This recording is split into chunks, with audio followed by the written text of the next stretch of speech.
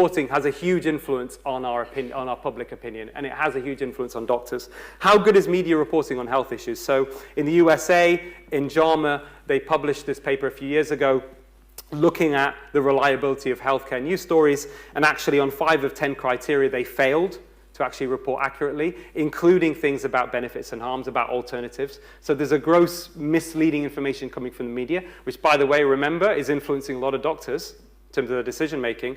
And I'll tell you something, and it happened very recently to me. So I've been trying to spread my message on my papers about the vaccine and everything else around evidence-based medicine. And one doctor who was very good, he's a very solid guy, very high integrity, he'd listened to me, he understood it, he's a GP. And then he called me, he said, Aseem, have you seen this? I said, what is it? He said, I want you to look at it, but apparently a lot of these excess heart attacks could be being driven by mild COVID. I said, really? Okay. And this was from the Times. I don't know if people saw this. This was from the Times a couple of weeks ago. Even mild COVID linked to heart disease and strokes. Is this true? No. Okay. Well, you all said no. It could be. It could be true. But no, hold on. It could be true, but is it actually true? Is it based up? What was the paper that this headline was based upon? What did that paper show? Okay. What did that paper show?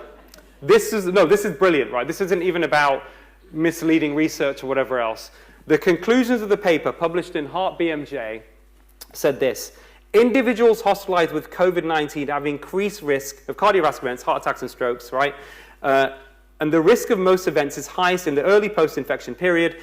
Individuals not requiring hospitalization, as in milder COVID, and by the way, this is during most of this was during the earliest ancestral strains, which is more severe, had an increased risk of clots in the lung, not heart attacks.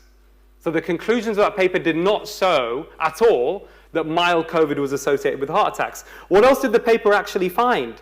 It's absolutely fascinating. So on the top left, they had this unexpected finding. In our main analysis, we found an unexpected association of COVID-19 with lower risk of incident of heart attack in the non-hospitalized subset. The paper unexplainedly found if you had mild COVID, you were less likely to have a heart attack. That doesn't fit the Times headline, does it? What else did they write? And this is fascinating. I'm glad they put this in. They've said this. It is possible that risk of cardiovascular events is further reduced with longer follow-up periods. So this is only from March 2020 to March 2021. Which basically means that this risk may not be there now. Okay? This risk whatever risk was there may not be there now. And it says there, our analysis does not consider other potential modifying factors such as the impact of vaccination. We know if you have COVID and you're then vaccinated, you are significantly more likely to suffer side effects.